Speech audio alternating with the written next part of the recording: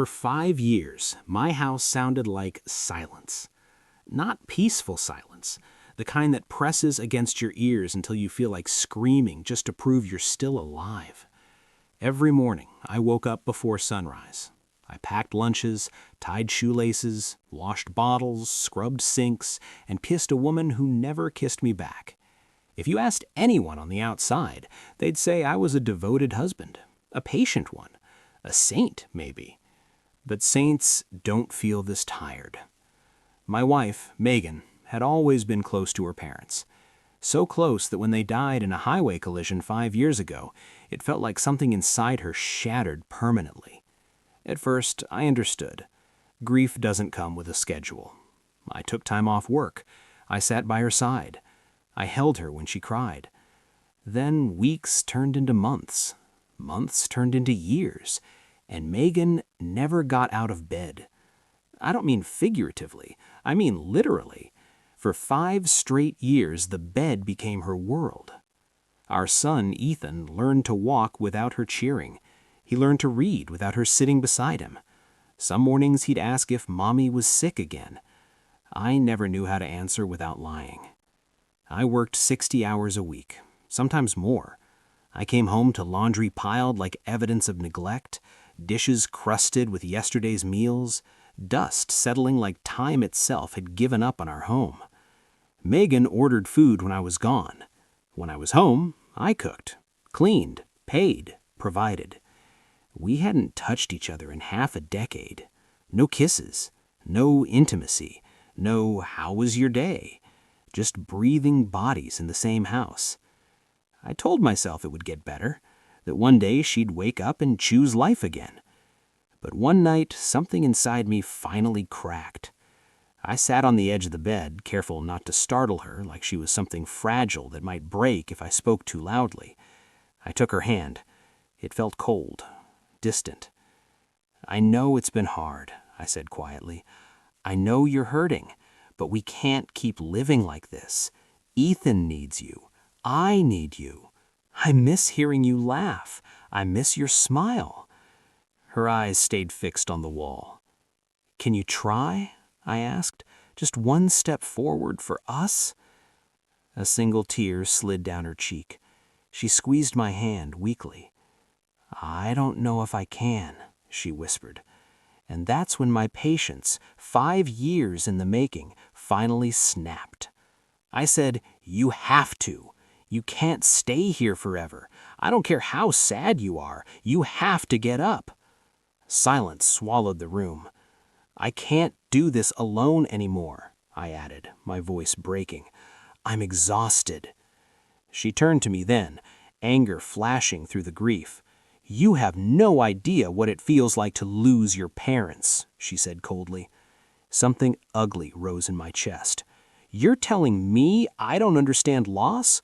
While you were getting your master's degree, I paid for everything: tuition, rent, food.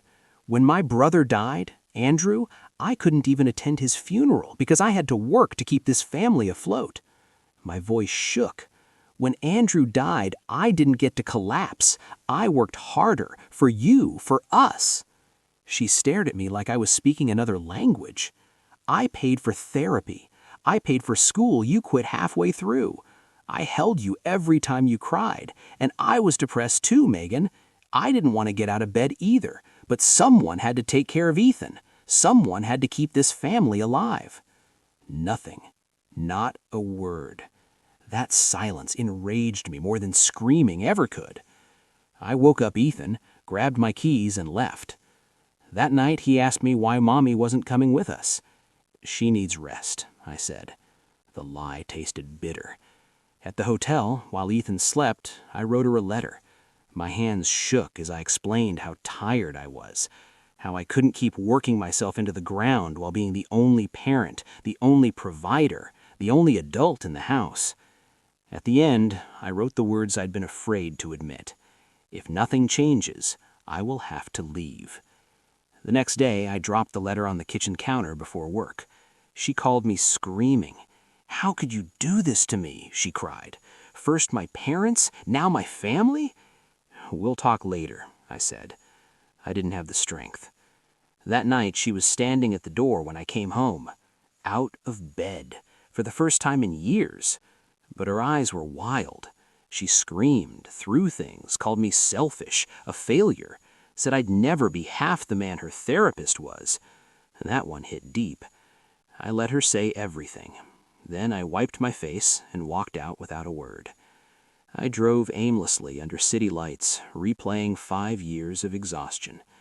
I thought about couples therapy, but with one income, 2 therapists, and a mortgage, it wasn't possible. I slept in the guest room that night. 3 hours later, I felt like my bones weighed 100 pounds each. The next day, I called out of work. I needed rest.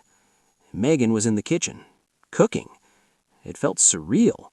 But when I said I was going back to sleep, she snapped, angry about money, angry I missed work, angry I wasn't useful. I slept anyway. That afternoon, I took Ethan for ice cream. He smiled, laughed. For a moment, I imagined a different life, a lighter one. When we got home, Ethan ran to Megan. "Are you feeling better, Mommy?" "I'm okay," she said, then told him to close the door. The next day, I dropped Ethan at my mom's and went to my second job at a restaurant. I was sent home early. As I pulled into my driveway, I saw a car I didn't recognize. Laughter echoed upstairs. Megan's voice. My heart slammed against my ribs as I ran. I burst into the bedroom, and there she was, with Brian, her therapist, the man I'd been paying for 5 years. The betrayal didn't explode. It hollowed me out. "How long?" I asked quietly. She said he was there for her when I wasn't. I asked her if she remembered why I worked so much. She didn't answer. I left that day, filed for divorce weeks later. It hurt, but beneath the pain was something unexpected. Relief. I stopped carrying the weight of someone who refused to stand. Ethan cried, begged us to stay together, and for the first time, I didn't give in to those puppy eyes. Because loving someone doesn't mean drowning with them. Sometimes it means letting go.